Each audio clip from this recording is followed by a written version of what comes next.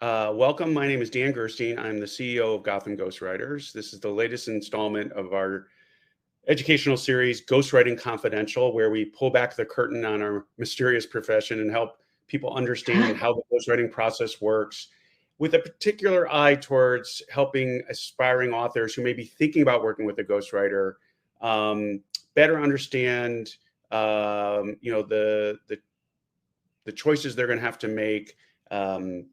The criteria they should use in selecting a ghostwriter, what it's like to work with them, and how to get the most out of your ghost, as we like to say. We've been doing this year a weekly series with some of our favorite ghostwriters from the Gotham Ghostwriters community, and just asking a little bit about their experience and the lessons they've learned. And today we're joined by Susan Lawson. Susan, where are you based? Yorkshire, England, but I work a lot in London as well. So you win the award for the longest distance relationship. Okay. Well, thank you for making time for joining us, Susan. That's fine. Usually, like to just start with kind of before you start working with a client and they're going through the the evaluation process. Yeah. What questions should aspiring authors be thinking about asking ghostwriters, and what criteria should they be using to evaluate whether a particular ghostwriter is the right fit for them? Yeah. Okay. Well, you see, because I only do nonfiction, and I'm largely working with people who are business leaders, and therefore that first meeting, it is an interview, but it often feels more like a meeting because there's more back and forth between the two of you. But at the bottom line is, it is a kind of interview, and they're very experienced, so they tend to get things right, and they know how to find people with the right experience. So what I would focus on, though, is one area where I don't think they ask the right question, and that's because they don't know that they need to ask that question. And it comes down to the fact that all of my authors they're very experienced people, and they may even have written, but they've never written a book before. And they can sometimes talk with people who are very experienced writers, but they've only ever done thought leadership pieces, long format, yes, and features, but they've never specifically worked on books. And the skill set is quite different, although I actually do both. I do book ghostwriting and thought leadership, but it's harder to cross over than people would think, because the writing crosses over, but these issues about structure and structuring a book correct for the readership and the early concept phases, the ideation, often that doesn't transfer. And I think it's really critical that people check whether somebody has got that kind of book experience. I used to be a commissioning editor originally, so I see things from the publisher's perspective as well as being a writer, and that's why I know a lot about these kind of issues. And if the person they really want to work with doesn't have that expertise, then they would do well to get an editorial consultant in as well at that phase. And I think this is the one thing that people don't realize, and that's where most of the problems I've seen have started with that. And in terms of the right fit, I mean, again, they're so experienced, the people I work with, that they're not going to make mistakes on picking someone who's got no understanding of the subject. And so checking that, what I talked about, and obviously checking the experience, and you don't need to be an expert in the area in which you write, but you certainly have to understand it. And particularly with some of my clients, it's quite in-depth material, so they do need to check that someone can understand the material if they don't have training. But beyond that, frankly, it's just chemistry. And I know when something's going to work, and they know, and I know when it isn't. And usually the way we can tell is that we're getting on like a house on fire, but we're also both equally passionate about the book concept. And if in that very first meeting, halfway through, you find that you're already having a meeting and you're bouncing ideas, then you know then that you've got the right fit, I think. Okay. What have there been? We're getting a little bit of an echo, Susan. Oh, sorry. It's okay. Can you hear me now? Yep. So when you're having those conversations and you're not getting the right feeling, what's usually the sign? What's the reason behind that? When you're um, and when do you know, when in your gut do you kind of say this isn't the right project for me? I mean, I think you both have to really care about the subject. I suppose it's possible to write on something that you yourself are not that interested in, but I can't say I've done that too often. Usually, I do have an interest in the subject, and also, but a lot of it is, frankly, it's not something I could pinpoint, because it's why do you have chemistry with anybody? It's a human relationship at the end of the day, and some people you just click with, you have maybe the same kind of way of thinking. I'm quite a concept person as well as a writer, and I like people who are quite concept driven as well. So we talk a lot of ideas. If people are very sort of down the line, that's not so much my bag, because I like to be involved in helping them shape their concepts. And often people come to me with one idea, and within 2 meetings, we've taken a different angle, because I've pointed out to them that they're actually slightly more passionate about this part of the idea. So someone who's really wanting a true collaboration, not just go away and write what I've told you, tend to work better with those people. Okay. And I get more pleasure out of it, and so do they, I think. And have you had situations where you thought it was a good fit, but after you started working together, the relationship didn't gel? And if so, what lessons did you learn from that you might help inform prospective authors?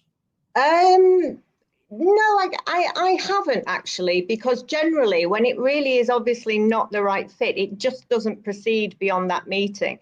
Okay.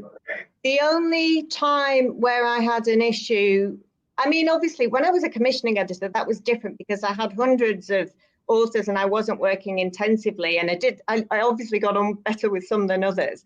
But in terms of actually full on working with people, the only slightly negative experience I had was where the author, people will find this hard to believe, but there was one person who simply wasn't interested in writing a book. And what it was that it was more of a marketing exercise, and somebody else, another director in his firm, had advised him to write a book. And I mean, he was a very interesting man. He had very good ideas, but he just wasn't interested in writing. So that made it slightly harder. But in the end, what happened was that I basically wrote the entire book and did all the research. And and he was happy with it. I mean, I did like him as a person, but he just wasn't interested. And so, yeah, but in a way that leads on to a question that I think you were going to ask me about the division of labor. And it's very, very variable. And that would be the most extreme in that sense, where it's needed. Because the thing is, not only was he not particularly interested in writing, but he was also very busy. And I didn't really have a problem working with that way. It was just a bit trickier to get the ideas right, because I was having to create them myself, really. And in that kind of a case, it was pretty much 98% myself. But then when you've got a really invested author who is really passionate, then it falls more, say, 70-30, 70 with me, 30 with them. And you tend to get much more extensive material from them. And so it becomes kind of halfway between ghostwriting and a kind of an element of intensive editorial, because some of their material is quite interesting and it has their tone of voice, but they haven't got the time to write the whole book. And then it's a case of I'm feeding in and blending it together. And you also get much more intensive feedback from those kind of authors. So in terms of that balance, it's totally up to what the author really wants and what their end goal is. So once you start working with them, what are some of the common misunderstandings or misaligned expectations authors have that you have to kind of address up front? In terms of publishing expectations specifically, do you mean?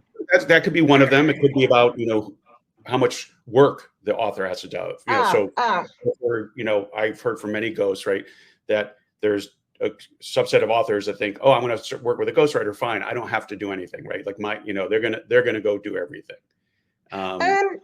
Well, as I said, I think maybe it's to do with working only on non-fiction, because fiction, that would not be possible. I mean, not fiction, but say you were telling someone's life story, you clearly couldn't do it without them.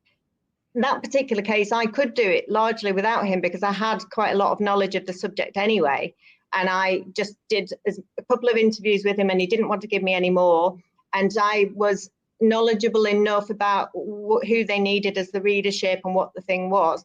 So in that, maybe in my areas, it's not as critical if the person, and in some ways, you got to expect that more with business clients, because they may well be busy and and in a way they're paying you to take it off their hands. It's entirely, I don't mind when it's just a different kind of way of working. But I do think there are quite a lot, sometimes publishing expectations could cause problems because, but in a way this relates to what I was talking about, not understanding the structure issues, which I will explain what I mean by that in a second. But you do, for example, if somebody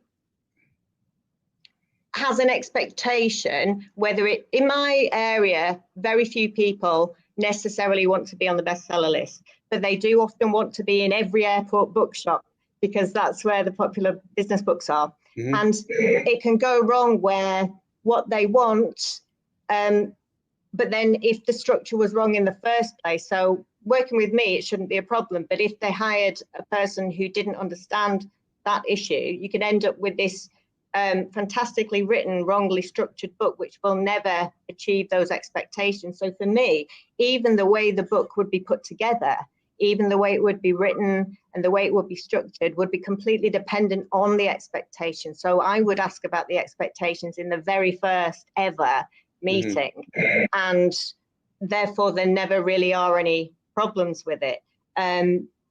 But it's critical to know why they're doing the book, because even though some people are passionate, they're not just doing it for passion. They're doing it two reasons in my fields, really. One would be to grow the business that they are the director of. The other reason would be because they want to raise their profile as a thought leader, although mostly the people I work with are quite well known in their fields and respected in their fields, but they want to sort of increase that by showing real thought leadership. And so when you talk to them, sometimes if they do have an expectation, I want to be in every airport bookshop, it might be the right thing for the book. Often it's not necessarily the best thing to be aiming for, because actually if what you wanted to be taken very, very seriously, so you want to be coming up with meaty new concepts, it would be more important, for example, to get reviewed in the FT or to get reviewed in certain broadsheets would be more useful to their end goal than being in an airport bookshop in WH Smith, which is I think that's a UK shop. But you know what I mean? And so when you actually drill down, often what they think they want wouldn't be the best thing to achieve the goal. But the other thing is, and this is going to sound quite cynical, but it's a fact of life. If someone's expectations are a bit too lofty, as I think you put it once, I am very honest with people about the fact that publishing is not all about the quality of books, unfortunately. So with a bestseller list, not every bestseller is a great book, as we all know, and not every great book is a bestseller. And I'm pretty honest with people right at the beginning, and I say, look, if you want such and such a goal, which I think would be maybe difficult for them, not because they're not fantastic, but because they're not a household name, they're just respected within their field. And I will just tell them, to achieve that, we need more than a good book. We need endorsements for the cover from more well-known people. How much PR are you prepared to put behind it in terms of time and money? And I will tell them kind of all the issues that make that kind of more mainstream success that are not really about the writing, but are about bigger issues. And sometimes they do want to do that and get in the sort of high profile endorsements. And other times, as I said, it's not necessarily the right thing for the book anyway, when really what they want is just to be taken very seriously. So, but the key point being, if you talk about this up front, you don't get an issue, 9 months down the line.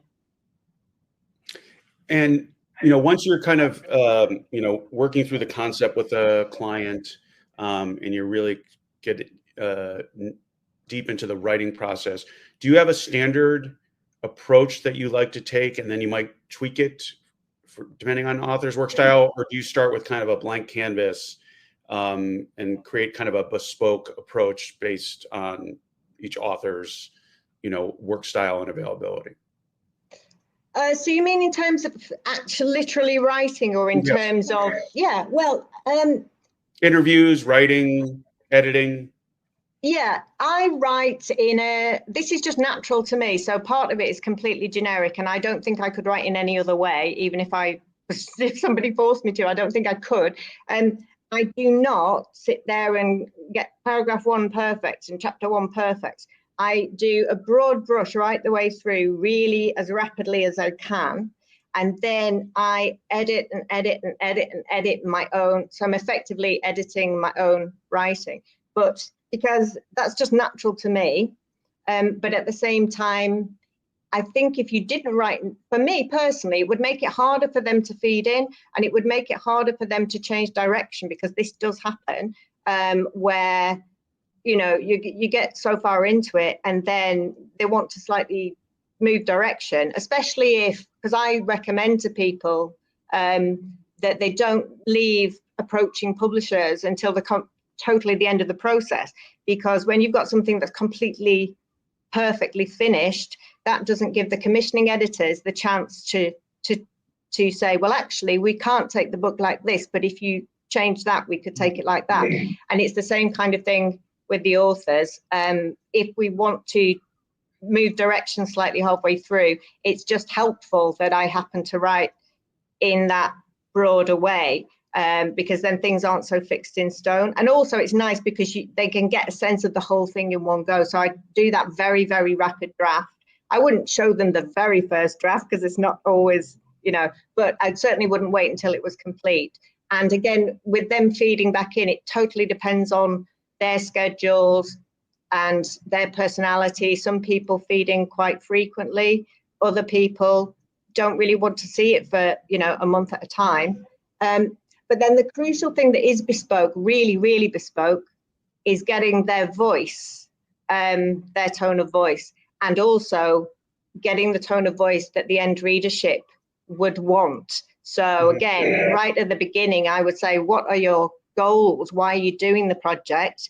Then that would tell me who the readership ought to be. Then that would tell me what publishers we should approach. And I would write with that in mind, but critically, particularly with the very charismatic clients, the ones who are passionate and quite quirky sometimes, I want to capture them, because that's the whole point. It's their book. So I like to spend time, and I listen to them quite carefully. I watch them quite carefully, because you can see when they become animated and passionate, and they will use certain kinds of metaphors, or they might have a quirky way of framing things, or you can tell if someone's quite an earnest person or quite a playful person, and that all feeds in. And so in that sense, it's extremely bespoke to the person, because I'm trying to capture their charisma or personality in the book. Let's drill down on that question, voice and capturing voice. Do you have any tips for authors in terms of when they're working with a ghost, things they can do to facilitate the process and make it easier for ghosts to capture their voice? Well, spend time with us. I mean, in the sense, it doesn't have to be in person, but certainly, and actually, even though the pandemic was, you can't say anything good came out of the pandemic, but one thing I do appreciate these days is the use of, I won't mention particular platforms, but because it means that I can have more face-to-face meetings with people. If they want them, I can't force them to have them with me, but if they equally want to. Whereas in the good old days, there were authors I only ever met one time, particularly if they were international. So they would be in the UK, we'd meet one time, or occasionally I've been flown to them.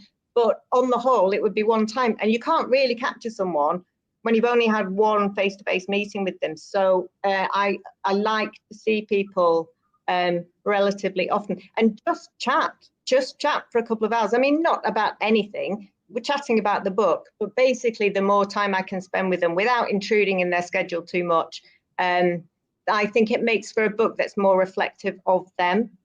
Okay. All right. Well, last question. So, okay.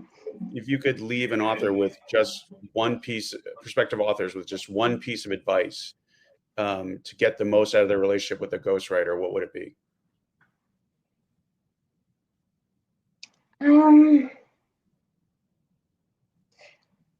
I think, I mean, to be honest, I just think that this issue of structure is absolutely crucial.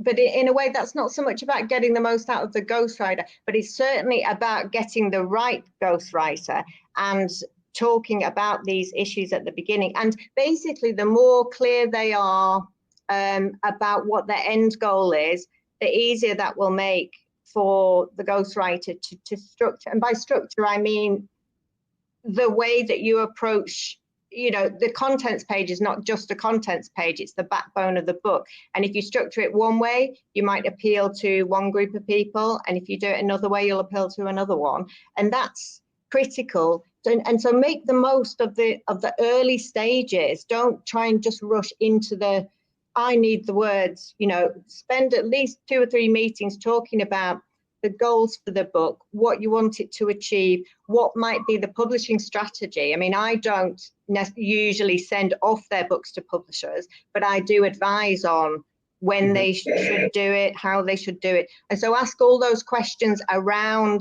and almost before the writing, because if you start writing, the right book for the wrong people, and you only talk about this 5 months in, you've effectively written the wrong book. And so, just really to be, and the only other thing I would say is it does help in that first couple of meetings if the person can get some clarity on, because I have had people come to me with 7 different ideas. I mean, they've got a kind of very, very broad theme, but it's incredibly broad, and that we could approach it this way. And I'm like, that is 7 completely different books with 7 completely different readerships. And I don't mind. In some ways, it's quite good because I can help them to think it through. But I would say if they're looking to be more efficient, the more work they can do on drilling down exactly what their end goals are and trying to have maybe 3 possible angles instead of 7, 8, or 9 possible angles, that certainly would speed up the process. Like I say, I don't mind having those conversations with them, but in a way it's wasting a bit of their time. So I really think that the early stages make the most of that, because I honestly think that's where the problems actually occur when it doesn't work. All right. Well, thank you, Susan. Really appreciate your insight. Okay, thank you. I hope it was useful. I hope you have a great weekend, and you too. see you next week. All right, take care. Take care, Dan. Bye.